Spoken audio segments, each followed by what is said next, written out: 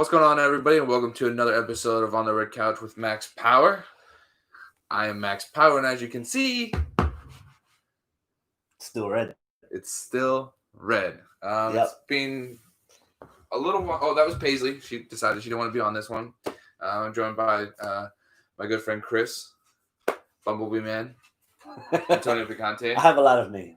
I go by a lot of things. Paisley's back. Paisley's gone again.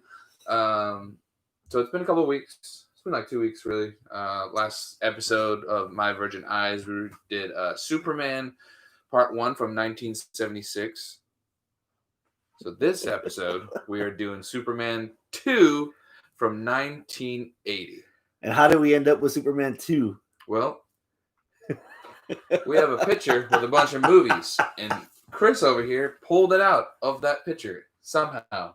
After the night that we reviewed the first one, we drew the second one. Yes. Yeah. And I told you off camera, what are the odds that you pull out number 3? It's not happening. There's no way. There's no way. We are still going to do the bonus episode of Harry Potter and the Chamber of Secrets soon. We tried. Chris, what happened when we try to watch? Keep it PG. Keep it PG. I took some medication that I kind of knew was going to put me to sleep kind of early, which was odd because I didn't recline the chair. Nothing. Yeah, I was like, I refused to let you recline the chair. I pushed up all the way against it. After about 30 or 40 minutes, it took a while for that movie to get going. Yeah. But we'll touch more on that when we review when we finally get a chance to sit down and review part 2. But so that'll be out maybe at some point this weekend or something. I don't know yet. We'll see. Maybe next week. Who knows? So continuation of the Superman story. The Superman story. The credits roll. What did you think of Superman 2? I wish there was a little bit more meat on the bone. In what way? Explain yourself, sir. I was expecting the final battle of the bosses to be more than what it really was. And a part of me thinks that that's not the end. Because, like I said, I've seen some of these movies in fragments. Mm-hmm. And don't they eventually fight in space, outer space? I don't remember Zod coming back. He fights other people in space, I think, but not Zod. You just the when they're in the solitude and Superman like reverse the polarity so that all the other Kryptonians got their power drained and he didn't. I thought that was kind of clever, but then I was expecting a little bit more. You know, maybe a heroic speech before the downfall. Instead, he just grabs his fingers, pushes them off. Lois slaps the other hoe, and then I forgot what happened to the other. He jumps. He tries to fly to get Superman, and then he just falls into the abyss. So what we're pretty much explaining is the beginning of the movie. They recap the entire first movie, and not like in a short way. It felt very long, showing old scenes from the first movie. Yeah. And then it pretty much sums up that there's people in Paris and they're going to blow up the Eiffel Tower. So Superman scoops in, picks up the bomb, and throws it out into space. That motherfucker flew from Metropolis all the way to Paris. Yes. Lois was there, so he's saving. He really was. Yeah, but how did he know that she was in danger? It's Lois. He just figured. I just figured. So him throwing the bomb into outer space blew up, causing the Phantom Zone to break apart, freeing Zod and his 2 disciples, and they land on the moon. And they kill them poor astronauts. This whole entire time, they land on the moon, and they're freed. Clark and Lois are at Niagara Falls. What happens at Niagara Falls? Oh man, there's hints that Lois figures out that Clark is actually Superman. So she tries to call his bluff as she falls into the river, thinking that he was going to save her the Superman way, and he wound up doing it like the Clark Kent to play. Yeah, it's like he held his cover. I thought that was pretty good. Come on. I think the second movie is too soon for anyone to know who the superhero really is. Even Lois? Even Lois. I would have hoped I kind of figured in the fragments of my memory, I kind of figured that this movie we got with Lois in the Fortress of Solitude, let me see if this is something more comfortable. I was like, she didn't pack anything. I figured that would have been part 3. Okay.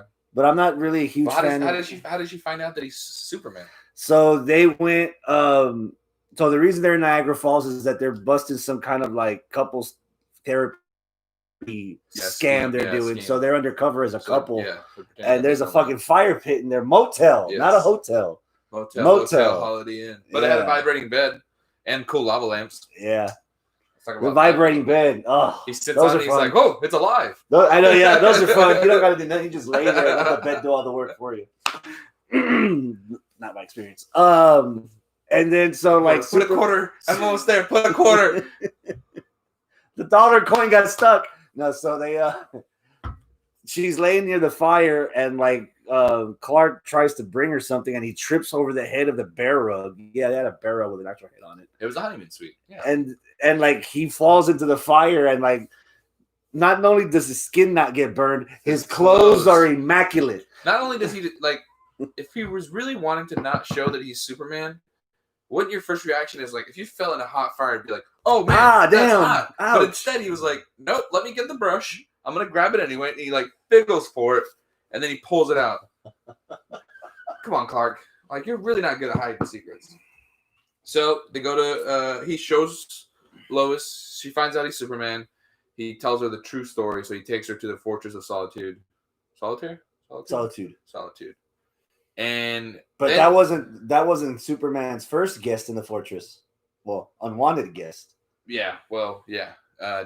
Gene Hackman returns as Lex Luthor, and he just finds out where it is because he uses alpha rays to track Superman where he goes. Yeah. So he goes to the north.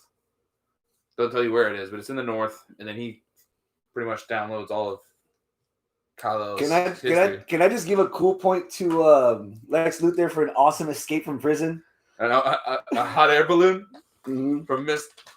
I felt bad for his like little henchman. What was it called? Windy? I think so. Curly Sue, whatever. I don't know, whatever.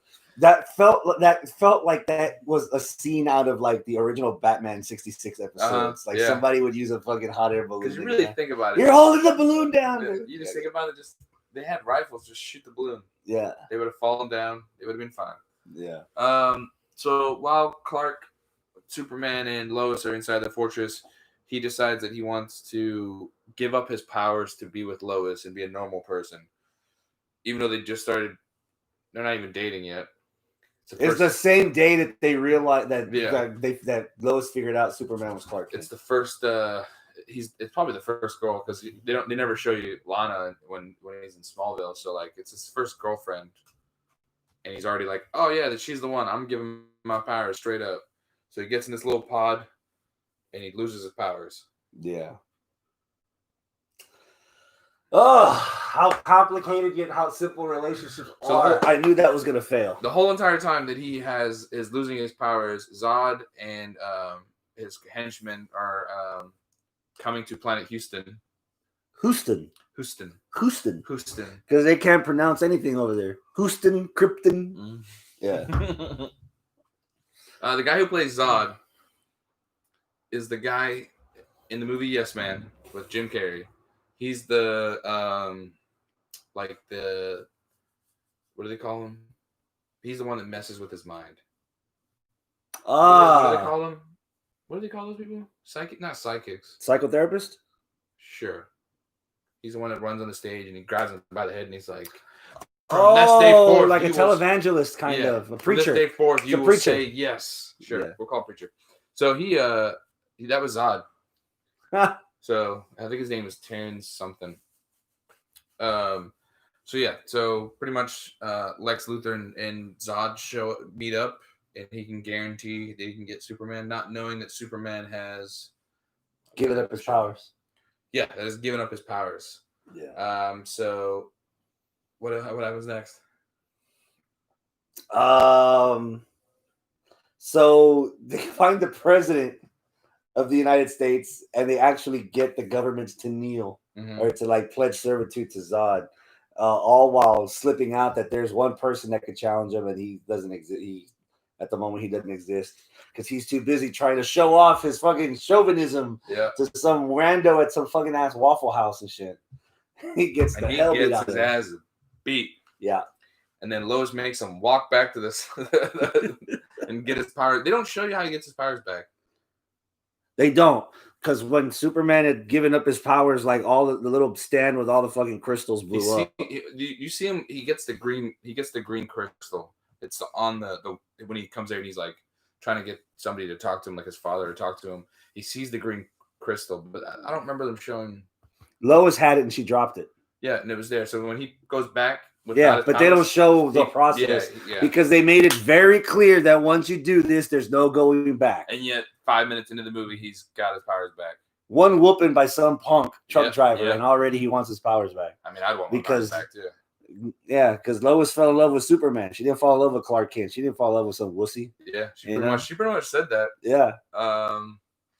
So then he gets his powers back. Yeah. And they have a show off in Metropolis. And 3-on-1. Yep. And it's kind of it's an interesting. There's a couple of cool fight scenes in there, like when she makes the bat, and then she takes off American flag, and she uses the bat, and she misses. She hits her own dude, and he's just like, ooh. Yeah. There's some funny stuff in there, and like. Did you remember to drink Coke after watching the movie? And I've smoked a bunch of what is it, Marlboro. I don't smoke cigarettes. I've never smoked a cigarette in my. Not cigarettes. But I've drank plenty of Coca-Colas. We just had one before. Yeah. So yeah, it works. Yeah, I have some at home, so I'm gonna sip some before I go to bed. A lot of product placement in this movie. The fight scene up in Metropolis was all right, but then Superman left, and you're thinking, what the fuck's going on here? And so they go back to the Fortress of Solitude because Luthor knows where it is, and and that's when they have the final showdown, where they get outnumbered. Superman gets outnumbered. Doug says 4 against 1, and he winds up going into the chamber thinking that he's going to lose his powers, when in fact he reversed the polarity. Yes. So the other 3 Kryptonians lost their power, and just as Superman was about to kneel to Zod, he grabs Zod's hand and breaks it. He just crushes it, and then just pushes him. Yeah. Right. He pushes and he hits the wall. Yeah. And then Lois is like, "Bitch, please." Bam. And she watched what's her face, and she fell down. And I missed the part where the big dumb one tries to fly towards Superman, and he just dives into the abyss, and he just falls down. Like a cat. Just never see him again. What they don't do anything with the legs, right? They don't take him back to jail. I don't remember that sure part. They I'm sure they did. Yeah. But they don't. I'm surprised they didn't just do what they did in the first one, where they show him getting dropped off in jail again. Yeah. Like, I think that would have been a funny thing if you just see him flying back in and being like, "I believe you lost this," and just drops him off and then flies away, like how it happened at the first one. Yeah. Question: in the first movie, yes, the stupidest power Superman had was being able to spin the Earth opposite its axis rotation, turning back time to save Lois from getting. So does that still remain the stupidest move? Because we got 2 more in this one.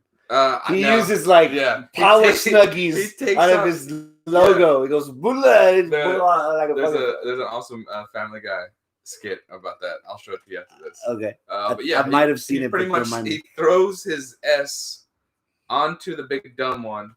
And the big dumb one literally just is like, ah! And then it just fades away, and he just gets up. Yeah. And he's just back at it. That one, I think, I'm going to put that at number 2 as the dumbest power. So it's not as dumb as turning back time? No. Okay. Because I don't know if going backwards that could be a thing. Who knows? What is that still as stupid as being able to kiss Lois and make her forget everything? That is my number 1 dumbest thing. That is not a superpower that Superman has. At the end of the movie, Lois, I don't understand. Lois is conflicted because she doesn't know how to act around. She doesn't know how to handle the situation she's in, where that she's working with the dude that she has a huge heart on. Yeah, and she doesn't know how to handle that. And plus, I think he's realized like no matter it's the classic superhero, like no matter what happens, like there's always going to be danger. So it's best if we just don't be together, even though I want to be. It's like the huge, it's a classic superhero thing. So they're both on the fence. Like I don't want to, like I want to be with you, but I don't want to be with you. So he kisses her, and she forgets everything. She literally forgets everything about Zod, about everything. She faints. She wakes up, and she's like, "What's going on? What happened?" And he's just like, "Can you give me a cheeseburger with some fucking orange juice? Because I'm a weirdo at 9 in the fucking morning." Yeah. So pretty much freshly squeezed. He crushed his. I like that part when he crushed his finger, and he's like, "Ooh." Yeah, and then that was it. It was still a fun movie. It did feel 2 hours or whatever long it was. That was not it. That's not how the movie ended. He goes back to the diner. Oh, he goes to the diner. As Clark Kent, he goes back to the diner. I've been working out. And he beats the crap out of the trucker redneck guy that beat him up earlier. And then left a whole wad of money for the owner for all the damage he did, which I don't know how he got all that money because, he works for the newspaper. Yeah. But he's not even a full reporter. He's like a shitty reporter. He's like the online He's an assistant. reporter. Yeah. He works for TMZ. Yeah, he don't get paid shit. But yeah, and that's how the movie ends. And with the cliffhanger that coming soon, Superman 3. So they know what they're doing. It took a while, but they know what they're doing. It wasn't as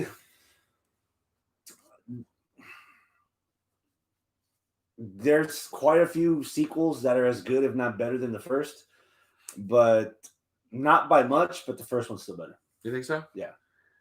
The first one feels more fleshed out. Okay, yeah. There's a lot of in this one. There's a lot of it's like they try to do a bunch of different stories. Yeah. Like I feel like Lex probably could have not been in that movie. Yeah. Or maybe towards the end he shows up or something. He's escaped and he's found something,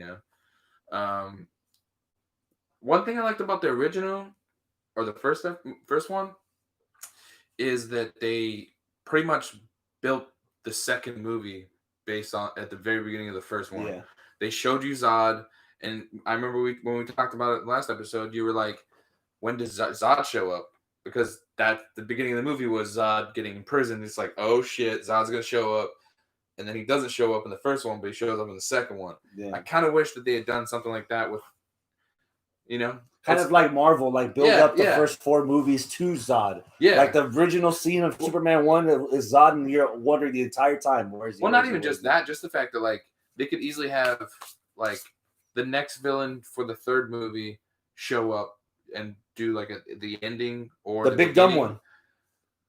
If they would have saved the big dumb one for the third one, and then have Zod and the chick for the fourth, and whatever villain this coming up in the third one is, it could have been in the second one. I'm just saying they should have had parts of the third movie integrated with the second one to keep continuing the story. But whatever. Oh, so it doesn't. We're doing something completely different on the third one. I don't remember. You don't remember? They all blend together after that. I just remember him fighting Zod, and then I remember there's another super like man that gets I think he like does it with the sun. He deals with the sun. He gets power from the sun. Oh, okay. So I don't remember. We'll get to there eventually. What would you give it? Hopefully sooner than later. What did I give the first one? A 9?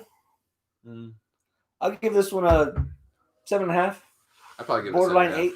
Yeah. They didn't really use the classic Superman song as much. I don't remember. No, it was a new composer that was composing off the original sheet music from John Williams. Oh, really? So that's why, like, some of the songs, the tone, the notes were a little bit higher. Like they kind of dragged it out. Like they added more layers to what John Williams had originally put in the first one.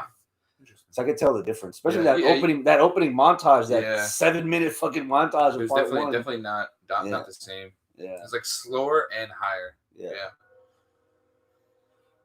On that note, I'm curious to see what we're gonna do next. It's my turn to pick. Yep. So if you guys are new to this series, we have a bunch of movies in here, movie franchises that one of us haven't seen. Most of them are for Chris. Try to sneak in a couple for Scott too. There's Fast and the Furious, Harry Potter, Superman 3, Rocky, Rambo, Back to the Future. I actually watched Back to the Future the other day. Jurassic Park. There's a bunch of stuff. And as you've noticed with tonight's episode, if we get a franchise we've pulled before, we watch the next movie in the series. So we're up to Harry Potter number 2, Fast and the Furious number 2, Superman 3, Conan the Destroyer will be the second one. I forgot about that. If we watch if Conan gets drunk. Friday the 13th part 3. If Friday the 13th gets drunk. You're gonna like this one. You've been waiting for this one. What? Pauly Shore's Foreplay. Oh, fuck. And look what he drew. My neighbor. You can't really see it, but there's a little penis with cum. Oh, God. So which one in the Pauly Shore's Foreplay do we watch first?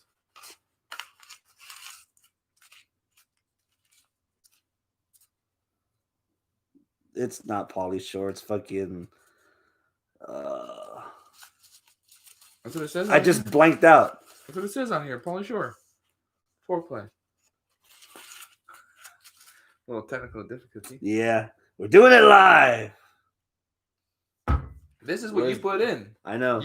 But I forget the order. Should I pull a different one out? No. Hell no.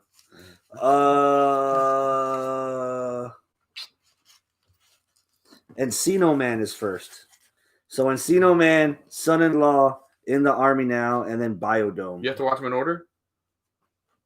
Not necessarily. No, I was just wondering.